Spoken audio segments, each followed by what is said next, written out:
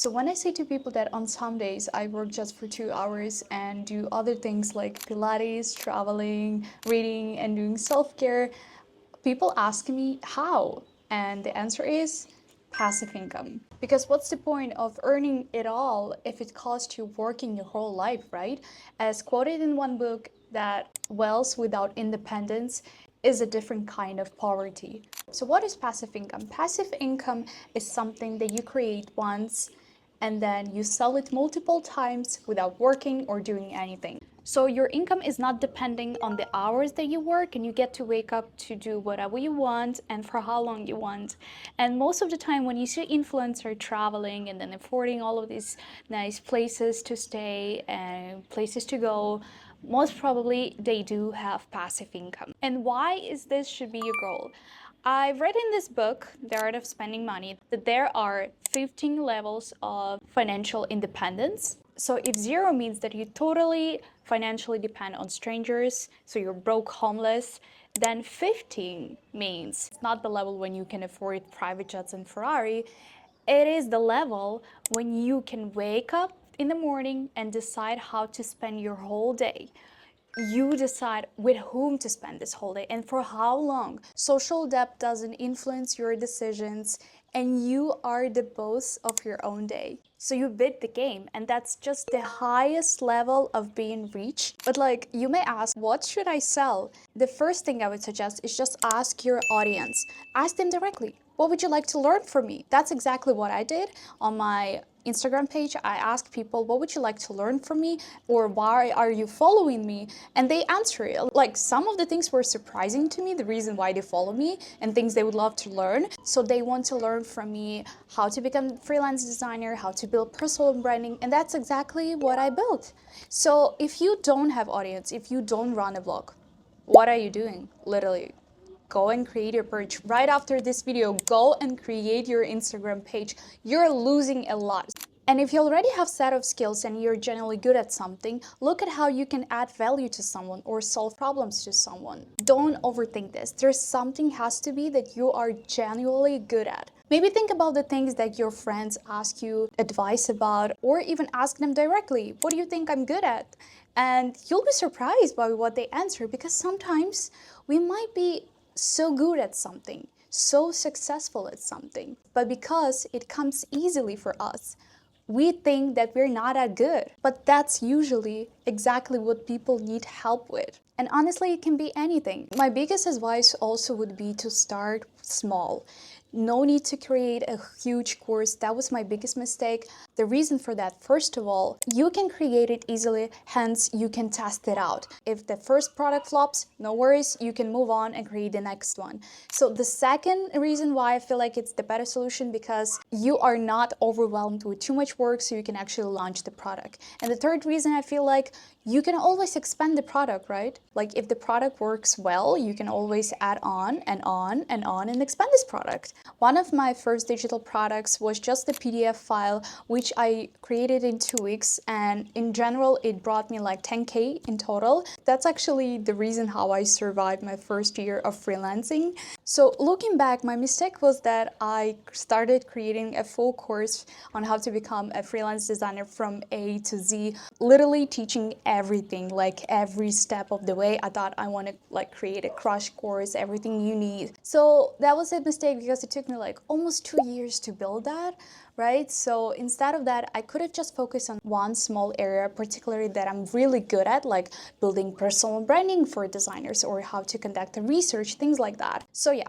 start small. If you ask me about the format, so your product doesn't have to be like 20 minutes long lesson for each model. It can be way easier than that. That can actually put people off. So what I would suggest is just mixing a different kinds of format. So that's why a course works better when it's a mix of short lessons, not 20 minutes, 30 minutes long, and then like reading lessons, and then some resources, and then even quizzes, things like that. And then also at the end of each lesson, I also gave a homework so people can actually immediately apply of what they learned. That's why my go-to was Teachable. I launched my course there and got my first big payout over there, and it was pretty intuitive for me as someone who'd never done this before.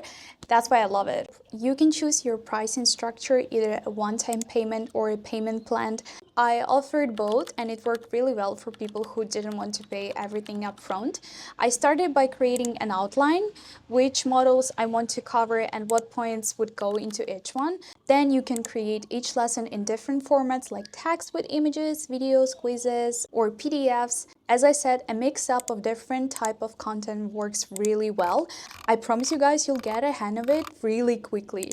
Payments are also super easy. Teachable has like an integrated checkout, so you don't need any plugins. Everything is powered by Stripe, so with Teachable Pay, students can pay you in all different kinds of ways, like Apple Pay, Google Pay, and credit card, even buy now, pay later options. And they also handle refunds if you choose to offer to your students. It's just literally one click and the refund is done. And the best part, for payouts, you can choose how often you want to get paid, either daily, weekly, or monthly, and you get the paycheck directly to your bank account. That's pretty much it. Okay, and one of the most important part is how to promote your product. Of course, it all comes down to building personal branding. If you want to learn more about this, I have a dedicated video, so make sure to go and watch that video right after this one. And one important thing that I want to mention is that your content doesn't need to directly sell your product. In fact, that's exactly what turns people off. So your content should talk about the problem that your product solves, not about the product itself. So instead of like posting content, oh, I sell this course, it has 12 models, we covered this and this and this. No. This type of content don't perform well at all, like at all. So I usually talk about how I quit my 9-to-5 job, how I started freelancing, how it changed my life for the better, and how my life looks right now because of that. And I often just like go and also share about the traveling, how I'm able to travel, how I love traveling. And oftentimes people naturally ask like, but what do you do for work?